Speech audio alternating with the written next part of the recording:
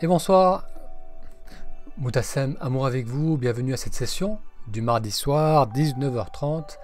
Ces sessions où l'on parle de méditation et de méditation introspective. Et ce soir, la thématique, c'est le calme après la tempête ou l'importance de méditer régulièrement. Donc on va commencer dans 2-3 minutes. Vous pouvez en profiter pour vous installer dans une position confortable, avec le dos droit, les épaules relâchées, faire peut-être quelques respirations. Vous entendez en fond une musique. Pour s'installer petit à petit dans un état de calme et de disponibilité pour bien profiter de cette session. Allez, on va commencer le sujet d'aujourd'hui et si tout au long de cette présentation vous avez des questions, n'hésitez pas à les poser. Si vous découvrez le podcast ou cet épisode plus tard durant le replay, vous pouvez là aussi noter vos questions et je reviendrai lors du prochain live le mardi soir. Alors je vais arrêter la musique. Et aujourd'hui, j'aimerais vous parler de l'importance de persévérer en méditation. Alors, donc parfois, on est dans une période où on est plutôt bien, on est plutôt cool, il y a peu de stress dans le quotidien et on met de côté ces retours vers soi, on met de côté notre pratique de la méditation et lorsqu'on reprend la méditation, lorsqu'on reprend le temps de revenir vers soi, on réalise que ce qu'on croyait être une période de calme, en réalité, il y avait sous-jacent une tension. Moi, personnellement, c'est quelque chose que je vis assez régulièrement. Je peux avoir donc 2-3 jours où je mets un peu de côté ma pratique parce que ça va plutôt bien, parce que je suis occupé par d'autres choses. Mais à chaque fois que je reprends, je réalise à quel point cela fait du bien. Donc pour imager ce contraste, imaginez-vous cette période de votre vie où vous avez été très sollicité, entouré par du monde, très sollicité par le travail, par les autres, et ensuite on se retrouve chez soi au calme, on peut ressentir ce contraste, on peut ressentir donc la différence entre être complètement pris par l'extérieur et se retrouver au calme chez soi. Moi personnellement j'ai vécu là aussi cela de maintes reprises en tant que chiropraticien. J'ai fait pas mal de stages en formation continue et c'est très souvent des stages et des week-ends où je pars pendant 2-3 jours pour suivre un programme, pour suivre une formation. Là je repense par exemple à un programme que je suivi en Espagne de formation continue pour les chiropracticiens et ces 2 jours intensifs, on arrive, il y a des cours, il y a des stages, on assiste à des conférences. Ensuite, on retrouve des potes, on retrouve des copains qu'on n'a pas vus depuis longtemps, on fait des nouvelles connaissances. Donc le matin, il y a le stage, après on déjeune ensemble. Le soir, l'après-midi, à nouveau, on assiste à des présentations. Le soir, on dîne tous ensemble. Après, il y a toujours 2-3 personnes qui sont motivées pour sortir, qui arrivent à tirer le reste. Et là, on se retrouve à sortir le soir, là aussi à socialiser, à discuter. Après, la nuit, on dort très peu d'heures pour le lendemain reprendre à nouveau les conférences, les cours, les déjeuners en groupe, et ainsi de suite. Et le soir, lorsque je rentre, après ce type de week-end, je retourne chez moi, j'ouvre la porte, je la referme, et là, je peux ressentir une espèce de calme qui m'enveloppe. Il y a vraiment un contraste entre l'agitation de ce week-end, où j'ai été très sollicité, et le fait de me retrouver chez moi, en silence, après toute cette agitation. Eh bien, même si on n'est pas très sollicité, donc ça c'était un exemple extrême, même si on n'est pas très sollicité, même si, comme je le disais en introduction, on a un quotidien qui est plutôt cool, sans stress, lorsqu'on prend quelques minutes dans sa journée pour revenir vers nous-mêmes, pour être attentif à la respiration, pour se poser, c'est le même contraste qu'on va ressentir. Donc ça peut sembler surprenant, mais même s'il ne se passe rien de particulier dans notre journée, lorsque on se pose pour revenir vers nous-mêmes, pour ouvrir l'attention à ce qui se passe dans l'instant présent, on peut sentir l'intensité du calme, on peut sentir ce contraste entre être pleinement là et être dans l'agitation du mental. Parce que c'est bien cela qui crée la tension, c'est pas vraiment ce qui se passe à l'extérieur, mais c'est le fait que presque tout le temps, le mental est en train de tourner. Et même si à l'extérieur il ne semble pas y avoir de stress, même si le quotidien est assez banal, il y a une tension qui est continue. Une tension qui est installée parce que le mental, en arrière-plan, est en train de tourner sans arrêt. Et c'est ça qui fait que la tension s'accumule graduellement et on ne peut pas prendre conscience de cette tension tant qu'on ne prend pas le temps de se poser pour ressentir ce qui se passe dans l'instant. Bonsoir Jérôme, donc je reviens aux commentaires. Bonsoir Jérôme. Donc c'est pour ça qu'il est essentiel d'avoir une pratique régulière de la méditation parce que bien souvent, parfois on n'a pas l'impression d'avoir besoin de méditer, on a l'impression que ça va, on se sent bien, mais c'est seulement en prenant le temps de le faire qu'on réalise qu'on en avait besoin, qu'on réalise à quel point on peut se sentir mieux lorsqu'on fait ces moments de pause. Alors quand je parle de méditer, je ne parle pas nécessairement d'une pratique formelle où il faut s'installer pendant 10-15 minutes en position immobile, où on va se concentrer sur la respiration, dans un cadre en silence, donc ce qu'on appelle la pratique formelle de la méditation assise. Je ne parle pas nécessairement de ça. Ce que j'entends par méditer, je l'entends au sens large du terme, c'est simplement de prendre le temps, quelques minutes par jour, de canaliser notre attention sur l'instant présent. Notre attention a tendance à sauter d'un sujet à l'autre, d'une pensée à l'autre, d'une stimulation extérieure à un ressenti du corps. Donc l'attention, elle saute sans arrêt d'un sujet à l'autre. Lorsque je prends cette attention, mon attention, et que je la focalise simplement sur un objet, comme la respiration, comme quelque chose que je vois devant moi, comme ma posture, donc un ressenti du corps, et que je maintiens mon attention sur cet objet, c'est là où petit à petit le calme va s'installer. Et ça, c'est très difficile à avoir si on passe tout le temps d'un sujet à l'autre, d'un objet à l'autre. Parce que parfois on peut avoir ces moments de présence, et on a ces moments présents tout au long de la journée.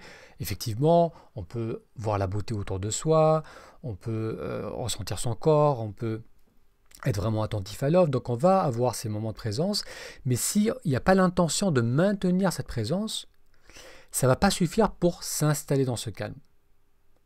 Donc ce que j'entends méditation, ou ce que j'entends par méditer au sens large du terme, c'est simplement de canaliser l'attention sur quelque chose dans le moment présent et de la maintenir suffisamment longtemps pour créer cet espace en soi et pour permettre à ce calme de s'installer.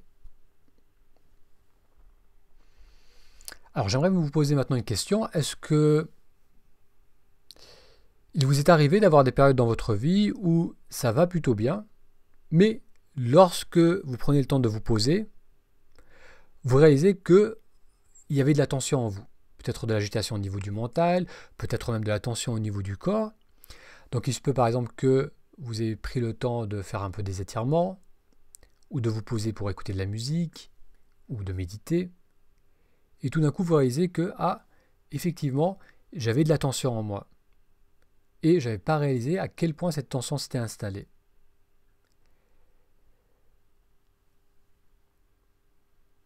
Alors l'objet de cette présentation, c'est peut-être de vous redonner envie de simplement observer ce qui se passe dans l'instant.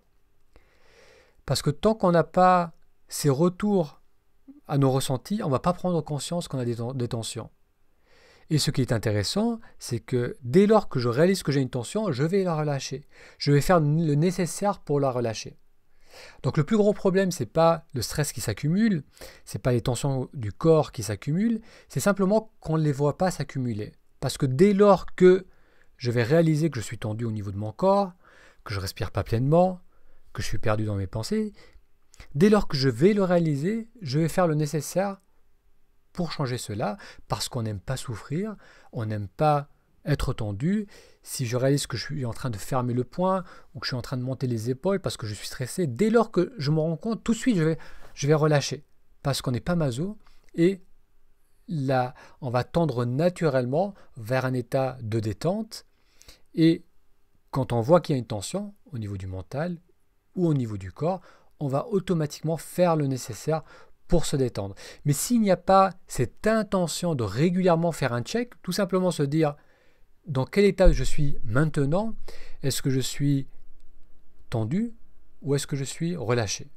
Cette simple question, ce simple retour vers soi, vers le corps, c'est simple, on peut appeler aussi ce retour de l'attention à l'intérieur plutôt qu'à l'extérieur, où il est accaparé par tout ce qui se passe, où on est plutôt en réaction.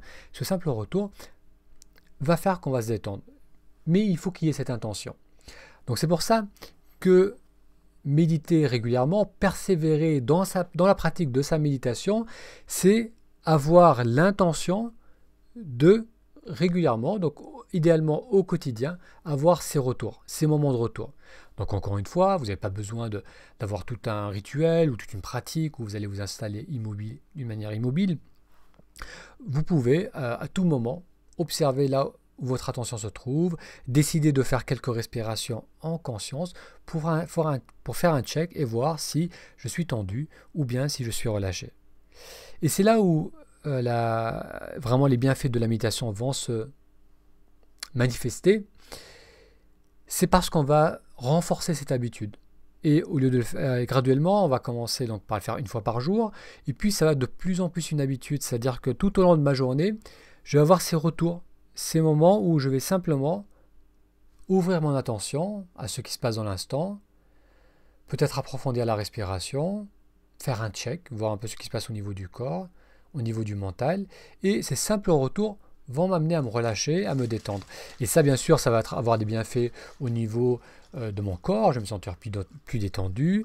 Ça va aussi avoir des bienfaits au niveau du mental, parce qu'on le sait, la principale source de stress, c'est cette perte dans les pensées, cette rêvasserie, le fait de ressasser le passé, de se projeter dans le futur. C'est ça qui crée le stress. Donc le fait de revenir et de décrocher du mental, ne serait-ce que quelques courts instants, ça va m'aider à déstresser.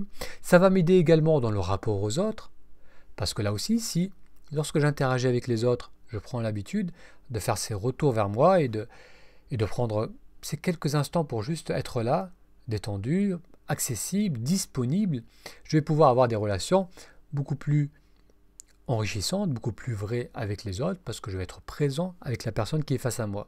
Donc ces retours vont être très bénéfiques.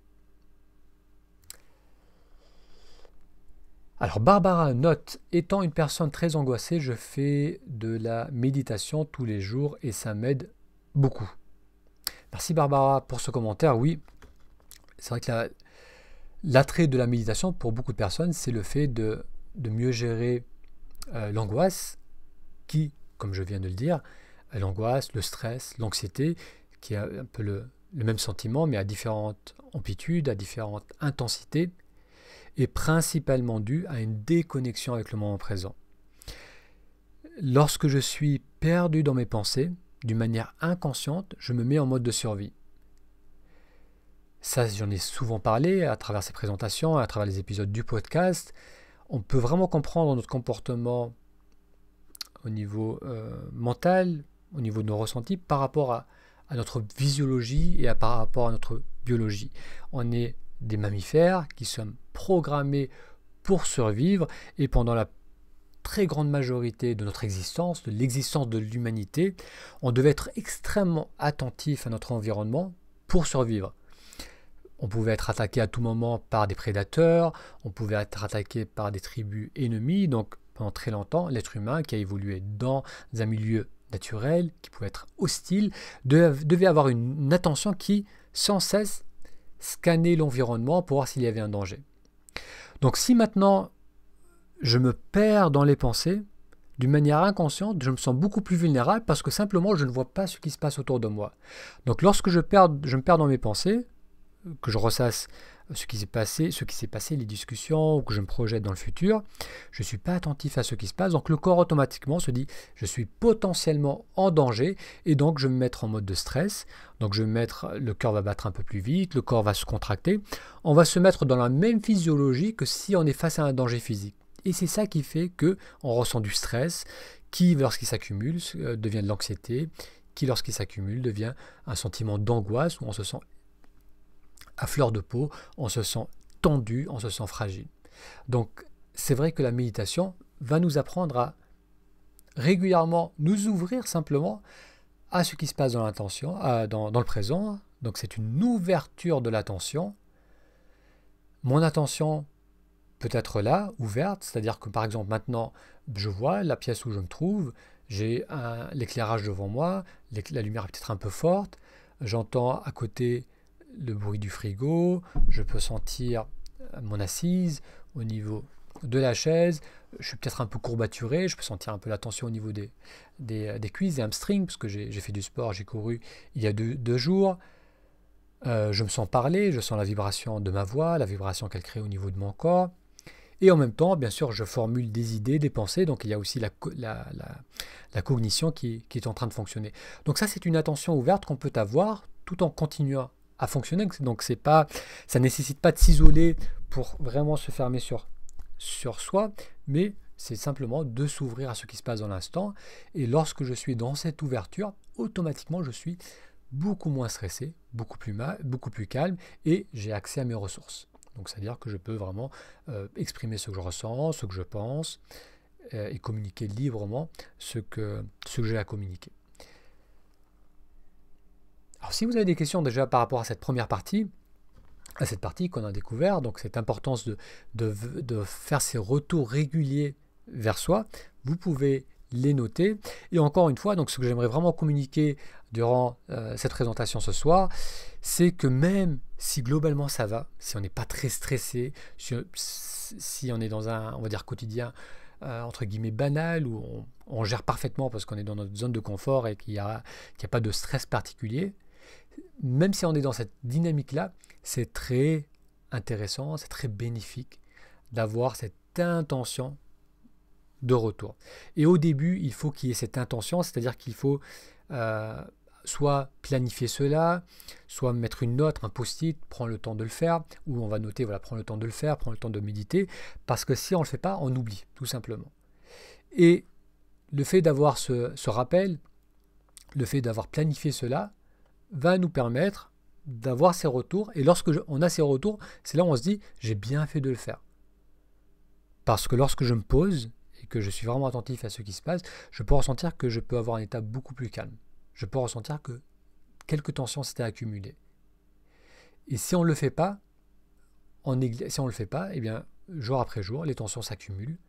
Et c'est après la crise, ou une tension, ou le stress, ou une tension plus importante, ou le stress, qui va presque nous obliger à se dire, bon, là, il faut que je fasse quelque chose. Donc c'est dommage, autant travailler, autant le faire d'une manière proactive, c'est-à-dire prendre le temps de le faire au quotidien, d'avoir cette routine quotidienne de méditation, de retour vers soi, qui, comme on l'a vu, va avoir des bienfaits ensuite au niveau du corps, au niveau du relationnel, au niveau du mental. Donc c'est pour ça que j'ai appelé cette présentation le calme au cœur de la tempête, parce que dès qu'on a cette ouverture de l'attention, dès que j'ai ce retour vers moi, je peux sentir ce calme, et en écho, je peux sentir l'agitation du mental qui était juste avant, et je peux aussi presque voir venir le mental qui à nouveau va émerger et créer cette agitation. Donc ça, c'est vrai lorsqu'il y a vraiment une agitation à l'extérieur, comme je le disais tout à l'heure, lorsqu'on est dans une conférence, lorsqu'on est très sollicité, lorsqu'il y a plein de monde autour de soi, peut-être qu'on a de la famille qui est en vacances chez soi, ou qu'on est tout le temps sollicité et qu'ensuite on se retrouve dans un moment de calme, en solitude, où là on se dit ça fait du bien. Mais c'est également vrai dans la vie banale de tous les jours, où on est dans notre zone de confort, même si on ne le réalise pas. Ce qui se passe, c'est que le mental, lui, continue à fonctionner tout le temps en arrière-plan, comme un bruit de fond, qui crée une tension graduellement. Et c'est pour ça qu'il est très bénéfique d'avoir une pratique régulière de la méditation. Donc en introduction, je disais que c'était intéressant d'entendre cela pour les personnes qui ont déjà pratiqué. Donc ça, je rencontre régulièrement des gens qui ont déjà pratiqué, à qui ça a bien fait, à qui ça a fait du bien, pardon, mais qui ont décidé à un moment d'arrêter, simplement. Donc j'espère que d'entendre cela, ça vous donnera peut-être envie de simplement refaire cette check, c'est-à-dire revenir de temps en temps vers vous pour voir s'il y a une tension ou pas. Et cette discussion s'adresse également aux personnes qui ont essayé de méditer, mais qui ne ressentent pas encore les bienfaits, pour vous encourager, pour vous donner envie de continuer, parce que ce n'est que ces retours, cette intention de retour qui va nous apprendre à créer de l'ouverture en soi. Et avec cette ouverture, un sentiment de mieux-être et de calme.